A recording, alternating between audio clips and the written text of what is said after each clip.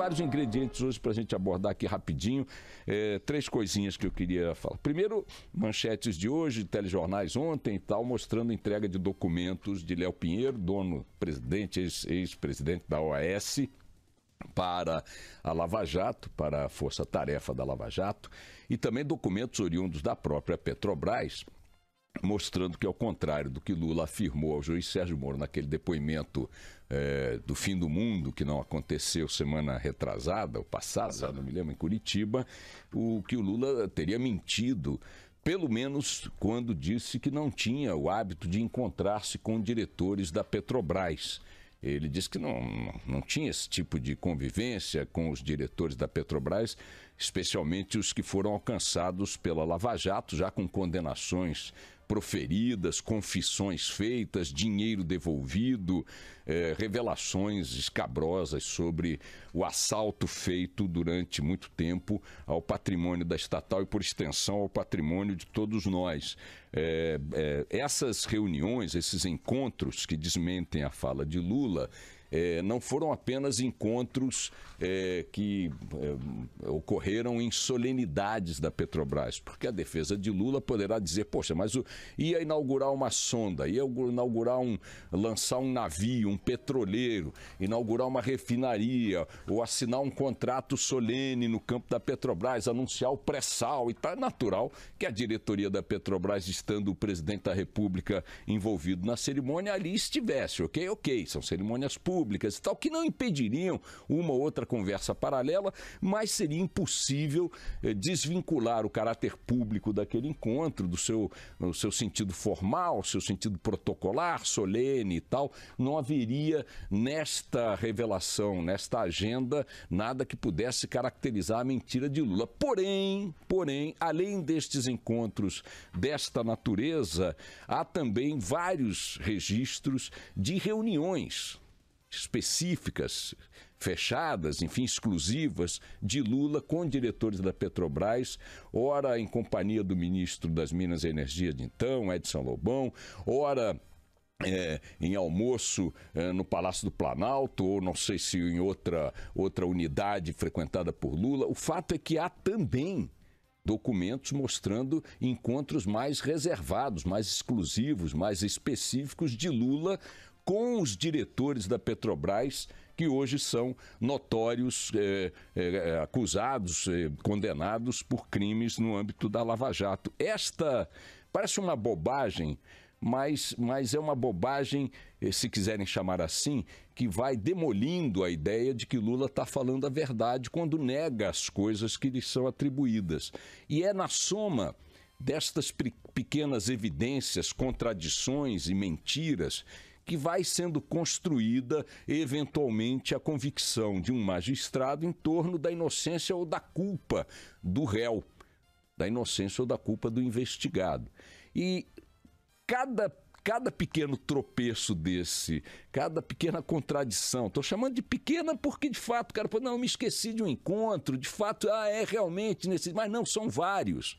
E aí vai destruindo a ideia de que as informações prestadas ao juiz pelo presidente Lula no depoimento são informações que não correspondem à verdade. E tendo mentido o réu nessa sessão, nesse depoimento, nessa etapa do processo, fortalece a convicção do Ministério Público e, eventualmente, subsidia a decisão do juiz no sentido da culpa daquele que, mentindo sobre vários aspectos, já é suspeito por vários outros indícios, circunstâncias, possibilidades, coincidências, culpado, portanto, daquilo que vem sendo investigado. Lula se aproxima da decisão do juiz Sérgio Moro, que anunciou que vai bater o martelo em relação à sua culpa ou à sua inocência daqui a pouco tempo. Ele se aproxima em situação mais frágil do que estaria se aproximando se não houvesse contestações documentais às versões que ele entregou ao juiz. E essas contestações já aconteceram algumas, esta de ontem ou estas de ontem reforçam esse aspecto geral, a fragilidade geral da argumentação de Lula e fortalecem, portanto, a possibilidade dele vir a colher um resultado adverso, uma sentença adversa por parte do juiz Sérgio Moro. Eu confesso a vocês, e tenho insistido aqui, que o famoso batonzão na cueca, como os que abundam nas denúncias contra Cabral, contra Delcídio, gravações, contra Cunha, Eduardo Cunha e tal. Esse batonzão na cueca não foi capturado pelas investigações até agora relacionadas a Lula. Né? Aquela coisa, aquele flagrantão mesmo que não tem como você negar, não tem como escapulir, né? Então, isso de fato não aconteceu ainda, mas sem dúvida a ausência deste flagrante específico contraposta a esse conjunto de evidências, de coincidências, de indícios, de testemunhos, de delações e de mentiras, fazem com que a situação dele vá se fragilizando cada vez mais. Eu aqui que sou... minha língua está cheia de cicatrizes por causa de palpites, ainda não estou absolutamente convencido de que o Sérgio Moro baterá o martelo condenando o Lula. E insisto nessa dúvida, é uma dúvida, não é uma convicção, por conta da ausência desse flagrante, desse batom na cueca. Mas parece que esse meu receio, ou essa minha dúvida, melhor dizendo, não é compartilhada pelos advogados do próprio Lula. Eles ontem deram uma indicação que a gente pode interpretar como uma indicação de quem já acha que o Lula vai se arrebentar na sentença do Moro. Veja, os advogados do Lula foram mais uma vez à ONU, à Comissão de Direitos Humanos da ONU, Comitê de Direitos Humanos da ONU, vão apresentar esta semana, através de um advogado associado nos Estados Unidos, numa entrevista coletiva, ou semana que vem, numa entrevista coletiva em Nova York, numa entrevista para a imprensa internacional. Vamos ver qual é a presença ali das principais agências nesse evento, mas vão apresentar mais um conjunto de documentos que, segundo eles, advogados de Lula, mostram que os direitos humanos de Lula estão sendo desrespeitados no curso do processo conduzido pela Lava Jato. Ora, se os advogados do Lula tinham ou têm alguma expectativa de que ele será inocentado pelo Moro, pela ausência das provas que eles próprios alegam que não existem, qual o sentido de reforçar esta ideia persecutória na semana ou nas semanas que antecedem a decisão do juiz junto à ONU?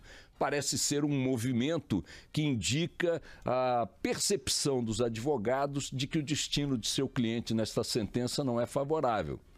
Parece que eles estão mais convencidos até do que eu de que o Lula já está condenado mesmo pelo conjunto de evidências, de indicadores reunidos até aqui, dos quais as mentiras constatadas ontem definitivamente fazem parte. É muito curioso que os argumentos sobre cerceamento de direitos humanos reunidos pelos advogados para levar à ONU, para que a ONU condene o processo de Lula aqui no Brasil, são argumentos que desconhecem coisas que me parecem muito elementares. Quer dizer, Lula está sendo investigado, como teria que ser, por seu protagonismo no período em que os crimes aconteceram. Os crimes de fato aconteceram. Acho que nem os advogados do Lula podem negar que a corrupção comeu solta na Petrobras e em outras áreas do governo. Os documentos, as contribuições internacionais e tal, mostram que essas coisas aconteceram em grande dimensão e profusão. O oposto a essa constatação seria imaginar que não há corrupção no Brasil. É evidente que isso seria ridículo, mas os advogados tentam sugerir que, no caso específico de Lula, o envolvimento nisso, ou a omissão diante disso, ou a cumplicidade diante disso é zero, e alegam que o processo está sendo conduzido de forma a concretizar uma perseguição, não só política, mas também humana, no campo dos direitos humanos. Mas como imaginar isto se eles são os advogados de Lula? Como imaginar que a perseguição no campo dos direitos humanos, e até mesmo no campo dos direitos legais, se o réu, o investigado no caso, tem dado declarações à imprensa, tem reunido militantes para apoiá-lo, tem circulado pelo país fazendo comícios, atacando, criticando os seus detratores, os seus acusadores, tem contado com a presença dos próprios advogados em todas as audiências, em todas as etapas do processo. Os próprios advogados foram vitoriosos em incluir ou convocar dezenas, quase centenas de testemunhas de defesa. O processo está tendo ampla cobertura da imprensa nacional e internacional, está sendo transmitido ao vivo, praticamente, as sessões, os depoimentos, a tomada de depoimentos, todas elas com alta, grande, inegável visibilidade. Onde é que está o ataque à figura humana, ao direito humano do Lula, ou mesmo ao direito processual? Onde é que ele está sendo cerceado? A ideia de tentar associar o andamento da Lava Jato a um processo judicial típico de uma ditadura, onde existe a tortura, onde existe a sonegação de direitos, do direito de defesa, onde inexiste o habeas corpus. Isso é ridículo. Só pode ser uma ação, e aí é o que eu concluo, evidentemente política, propagandística, marqueteira, eleitoral. E mais, feita neste momento, insisto, há poucas semanas da sentença ser proferida, indica que eles não estão confiantes no sucesso do Lula nesta etapa do processo. Então, valho-me agora do próprio indicador dado pelos advogados do Lula para sair da minha dúvida e caminhar um pouco na direção de que ele já está condenado mesmo. Ninguém melhor que os advogados para perceberem essa possibilidade tão materialmente quanto esta atitude indica. E para concluir, minha gente, ontem o Sérgio Cabral, ladravaz, mor do Rio de Janeiro, ele tornou-se réu pela 8ª vez. 8 vezes réu o Sérgio Cabral em mais um processo, desta vez relacionado aos crimes cometidos por ele e sua quadrilha na área da saúde pública do Rio. Em apenas algo que os próprios procuradores chamaram de ponta do iceberg, 16, quase 17 milhões de reais foram apropriados pela quadrilha em comissões cobradas de empresas e fornecedores na área da saúde pública do Rio de Janeiro. Ontem o Jornal da Band, ao mostrar essa reportagem, começou exibindo cenas de situações dramáticas ocorridas ontem, como ocorrem todos os dias, em hospitais públicos do Rio, onde não há atendimento básico sequer para emergências. Uma senhora que chegava com AVC teve que esperar mais de 1 hora no carro para poder ser removida numa cadeira de rodas, porque não havia como retirá-la do carro por falta de material dentro do hospital. E depois de removida para a emergência, ainda levou não sei quanto tempo para poder começar a ser examinada pelos médicos. A relação direta entre o crime cometido por Cabral e sua quadrilha, Sérgio Cortes e outros vagabundos, na área da saúde, tem que ser medido em número de mortes provocadas diretamente pelos crimes que eles perpetraram. Na ausência de medicamentos, de equipamentos, de exames, de internações, de cirurgias, de equipe médica, de enfermagem e tudo mais, que resultaram na morte de crianças, adultos, grávidas, parturientes e o diabo a quatro. Essa gente não pode ser julgada só pelo dinheiro que roubou, e não foi pouco. Essa gente tem que ser julgada pelas mortes que provocou. As mortes, o assassinato é um efeito direto, o homicídio é um efeito direto dos crimes cometidos pelos corruptos nas áreas em que esses crimes foram cometidos. Se é um crime na área de saúde, se é um crime na área da educação, ele então se torna ainda mais explícito como homicídio mesmo. E é como homicídio coletivo que esses caras, autores de homicídios coletivos, que esses caras têm que ser julgados. Isso não pode estar ausente da avaliação da pena a que eles têm que responder. Não dá para imaginar essa gente daqui a 2 anos circulando com tornozeleira em casas de veraneio. No mínimo, tinha que ser prisão perpétua. E, no máximo, uma penazinha de morte e, mais uma vez, viva o modelo chinês. Vamos nessa. Deputado do Programa Nacional, mas nós estamos no Rio de Janeiro, o senhor é deputado pelo Rio de Janeiro, não podemos deixar de falar dessa crise que existe no Rio, né? O que fazer com o Rio? O Rio de Janeiro tem solução. A primeira delas, prendam todos, o resto se resolve. Deputado, muito obrigado. Muito obrigado a você.